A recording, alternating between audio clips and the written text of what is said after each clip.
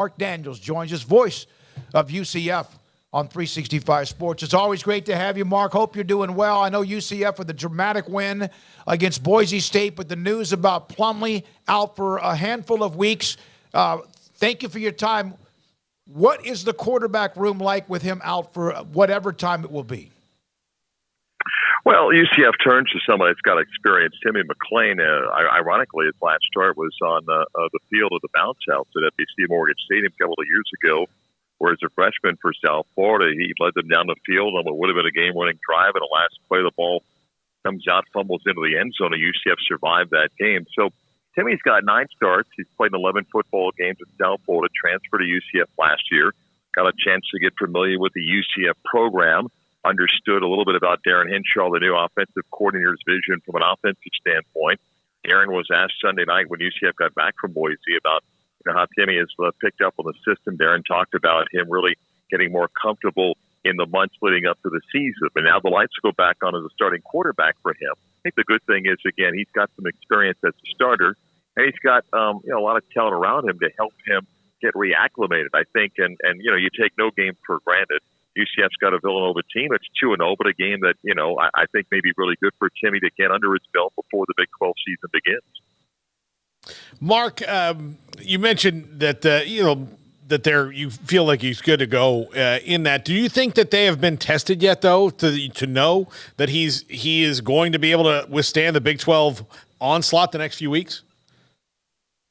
Well, I don't know if anybody says he's good to go to handle that, you got to go play. But Timmy was he was 40-5 as a high school quarterback. He won a state championship at the highest level. He was a guy that had a number of options. He I think chose South Florida because he felt there was an opportunity to play early, and went there, and then comes to a UCF team that's got a number of either guys he played on the same high school team with, or a number of Orlando area players that are familiar with how successful he was as a high school quarterback. Now, again, it's a different situation, but I think Timmy brings a number of things that fit to what UCF wants to do. He can run the football well. John Rhys, a little bit different runner than Timmy. He's got a great deep ball, but now you've got to go and see how you handle those different situations on the road in hostile environments, different type of defenses and everything. But, the cliche of next man up, someone's got to play quarterback, and I think UCF feels comfortable with someone that has experience. Dylan Risk is going to be the backup. He's a true freshman that UCF felt really good about when he chose to come to the Knights. Another guy that won a state championship last year, playing at an excellent school as well. So, with Plumlee out, do they adjust the game plan? Probably a little bit just because of the experience of it, but they're not going to change this offense significantly. I think it's a case of, Timmy knows the offense. Now let's go execute, and then let's see how he performs.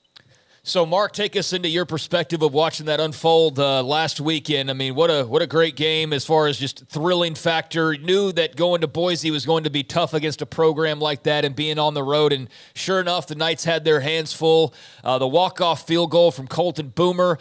Just what was the atmosphere like, and what was just the kind of anxiety as far as calling that game and watching the ups and downs? Well, it's interesting. The hype goes back before the season about playing that game. Boise came to Orlando for Gus's first game, and that's the game that we didn't kick off until almost 10 o'clock and didn't finish up until after 1 because of a heavy storm. And there was the anticipation. And look, I get it for Boise. They're the program for 25 years. It's been winning a ton of football games and trying to get into one of those bigger leagues. So I don't think it was animosity towards UCF. I just think they saw it as, hey, that's a school that got to where we're trying to go for years. And so there was that angle to the story. And then going to play on the blue turf, and that place is a hard place to play. Only 15 losses dating back to 2000. The atmosphere was great. And from a standpoint, it wasn't a great football game. It just became a tough physical game. And it's one of those games that as it develops for UCF that a lot of things are going wrong. You get 2 passes, one hits the receiver in the chest to the 3-yard line, they pick off. Another one, Javon Baker, UCF's best receiver in the end zone, never drops the ball. Ball comes off his hands, an easy touchdown, and they've got a guy in position for interception. UCF goes for it on 4th and 1 inside the red zone, and somebody misses a block and you stop. So a lot of things are going wrong for you, and yet you're finding a way to hang around because your defense is playing well. They have their starting quarterback go out because of cramps. A redshirt freshman comes in after getting sacked on back-to-back plays. He looks like Joe Montana the next drive as he has some success. And then we gamble on a blitz, and a kid gets open, he breaks the tackle and scores. But you look up and you go, okay, so we had the lead, now we lost the lead, and now here we are with less than 2 minutes to go, and what can you do? I felt good that Colton Boomer, with a realistic range, was going to make the field goal. He hit 3 before. The question is, can you drive down the field where their crowd is loud? And it was interesting because the old theory of take what the defense gives you. They chose to rush 3 and drop a bunch in coverage, assuming UCF was going to throw. Well, UCF said, if you're going to give us 10, 12 yards, we'll run the ball. There was enough time to do that, and with the clock stopping under 2 minutes on first downs, it allowed UCF to not really have to panic. They did convert a big pass play to Kobe Hudson for 12 yards, but for the most part ran the ball. Unfortunately, one of those run plays had John Rhys Plumlee get hit, and the question about why no targeting and how he slid, led to the injury, but then got in position, and then the 40-yard field goal to win it. Really hard place to play. Respect a lot about what Boise does. It's a good team. They may be 0-2. I think they're going to win a lot of football games. But to me, I always said, that was the most important game of the year, just because I think it laid a foundation. If you won that 2-0, a chance to get to 3-0 this week before you begin conference play in that tough grind. If you lost that game, then you kind of doubt yourself a little bit. Even though it was a 2-point win, I think you're happy with it because the way the game transpired and a lot of things going against you, and you did it on the road at a place where they just don't lose that much. I believe that if they're in that position again, then that can only help them. The experience, that doesn't mean it'll work. But I just love I love special teams. I've always been one that really enjoys that under the gun, the clutch moments, even just in a regular game.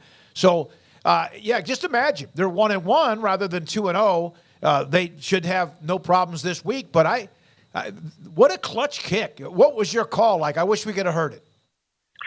Yeah, Colton Boomer is a great story. The only miss on record is the ball that wasn't supposed to be snapped last year, and a kick that was 60 yards. We sent the kicking unit out there really not even supposed to snap it, and the play clock was going to expire. Somebody snapped it. Colton wasn't even expecting it, and he missed the kick. So, as Gus Malzahn says, on attempts to try to kick it, he's perfect in now 2 years. But he's a great story. He was a kid that wasn't highly recruited. He went to a kicking camp his junior year and just happened to have someone spot him and said, look, if you want to take this serious, maybe you get a chance to go play college. He walked on at UCF and started kicking last year as a freshman and, has developed into a real talented kicker, great on kickoffs. And, when you hit 4, including a school-tying record 55-yarder in the game winner, you're a big man on campus, even though I think he's about 5'8", 5'8 and a half. Have you seen anything this year that makes you more confident, less confident than you were starting the year? No, I think, through 2 games, the sample size for UCF, the Kent State game was a lopsided game. The Boise State game, I think, as we talked, the ability of coming back late, down. I mean, they were 123-0 at home when leading after the third quarter. To come back and win that shows something. I think their line, which to me was going to be a question, their offensive line, not saying it wasn't going to be good. How's that line going to play with 3 new starters? I thought they played really well in the football game against Boise. UCF leads the nation in rushing and offense. Some of that's been with the competition, Kent State, but I think that line may end up being pretty good. I think from a defensive standpoint, I knew UCF's defensive front was going to be good. They haven't really been tested yet in the secondary. Doesn't mean that they won't be good. But Boise did not have a lot of success going deep. Some of that was, by pressure. Some of it was forcing them to go underneath. So I still will be curious when that happens. That may happen at Kansas State next week. So we'll see about that. But I don't think after 2 games you feel like, wow, they're really struggling in that.